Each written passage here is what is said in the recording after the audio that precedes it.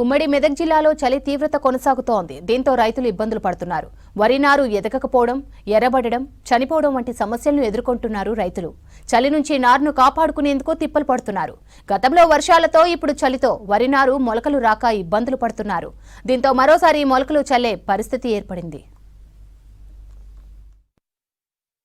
మెదక్ జిల్లాలో చలి తీవ్రత, రైతుల ఇబ్బందులపై మరింత సమాచారం శ్రీధర్ అందిస్తారు. జిల్లా వ్యాప్తంగా చలి తీవ్రత రోజు రోజుకి పెరుగుతుంది. ఈ సీజన్ ప్రారంభం నుంచి కూడా అత్యల్ప ఉష్ణోగ్రతలు నమోదుతున్నాయి. దీంతో ఒకవైపు సాధారణ జనం జిల్లాలో చలికి వణికిపోతుండగా రైతాంగం కూడా ఇబ్బందులు పడుతుంది. ప్రత్యేకించి రైతులు ఆ వరి నాట్లు వేసుకునే సమయంలో అయితే దీనికి వరి విత్తనాలను మొలకలు రావడం లేదంటూ కూడా వాపోతున్నారు. ప్రత్యేక మనతో పాటు రైతున్నాడు, మనతో మాట్లాడదాం. సంగారెడ్డి జిల్లాలోని ఒక గ్రామంలో ఉన్నాం. చెప్పి ఏం పేరు నీ పేరు? దావీద్ నా పేరు. ఎట్లుంది మీ పొలం, ఎట్లుంది, ఏం కదా? ఇవి వర్షం అది చలి గురించి అంతా మొలక అంతా మంచిగా వస్తుంది. చలి గురించి ఇప్పుడు 75 కేజీలు వడ్లు నానవసి మొలక వస్తలేదు. ఇప్పుడు చలి గురించి లేస్తలేదు. అందులో మనకు ఏంటంటే దీంట్లో ఏం బలం లేనట్టుగానే వస్తుంది. 25 డేస్ అవుతుంది ఇప్పటికి.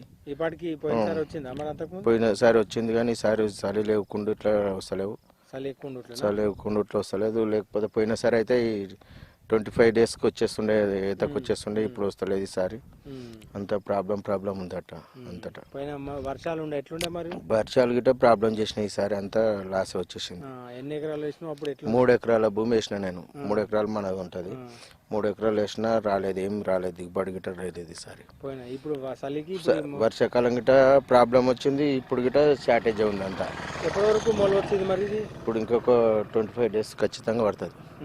లేట్ అవుతుంది. ఇప్పుడు ఎట్టయినా లేట్ అవుతుంది.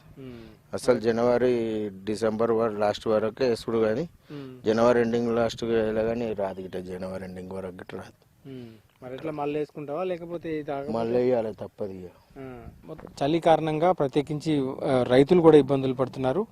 జిల్లా వ్యాప్తంగా కూడా ఎక్కువగా వరి సాగు జరుగుతుంటుంది. మెదక్ కావచ్చు, ఇటు సిద్దిపేట జిల్లాలో కావచ్చు, సంగారెడ్డి జిల్లాలో.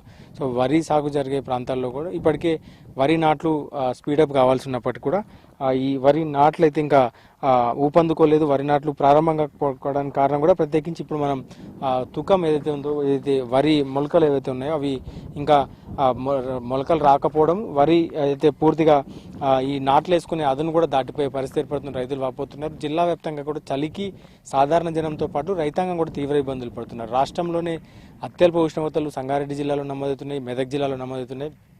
రాష్ట్రంలోని భారీ వర్షాలు కూడా మెదక్ జిల్లాలో నమోదైన అప్పుడు కూడా పంట నష్టపోయినామని చెప్తున్నారు. మళ్ళీ రెండోసారి ఇది ఒకవైపు మొన్నటి వరకు వర్షంతో ఇబ్బందులు పడ్డ రైతులు ఇప్పుడు మరోసారి చలికి కూడా ఇబ్బందులు పడుతున్నారు. జిల్లా వ్యాప్తంగా కూడా ఇట్లాంటి సిచ్యువేషన్ ఉంది. చలి కారణంగా వరి రైతాంగం అయితే ఈసారి నష్టపోయే పరిస్థితి ఏర్పడుతుంది. రెండోసారి తుకం వేసుకోవాల్సిన పరిస్థితి ఏర్పడుతుందంటూ కూడా చెప్తున్నారు. ఇప్పటికే నాట్లు వేసుకోవాల్సిన సమయం వచ్చినప్పటికీ కూడా నాట్లు వేయలేని పరిస్థితి.